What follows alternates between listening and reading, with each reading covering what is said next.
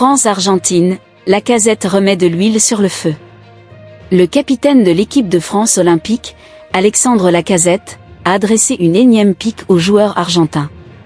Même 48 heures après, la tension n'est toujours pas retombée entre les Français et les Argentins. Les joueurs des deux camps ne cessent de s'invectiver par presse interposée et le dernier à avoir mis son grain de sel n'est autre qu'Alexandre Lacazette, le capitaine des Bleuets. Lacazette vient de reconnaître que lui et ses coéquipiers avaient Enzo Fernandez à l'esprit lorsqu'ils ont battu l'Argentine en quart de finale des Jeux Olympiques, 1-0. Lacazette dédouane ses coéquipiers. Le match s'est terminé par une bagarre générale entre les deux groupes de joueurs.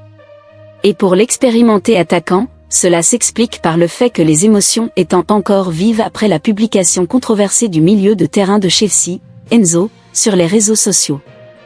Celle montrant les joueurs argentins fêter leur triomphe de la Copa América en chantant une chanson se moquant des origines des joueurs de l'équipe de France. C'était tellement tendu. Les bagarres ? Cela crée une grande rivalité entre deux grandes nations du football, a-t-il commencé par confier. Mais avec ce qu'ils ont dit ces dernières semaines, notre victoire est là, sur et en dehors du terrain.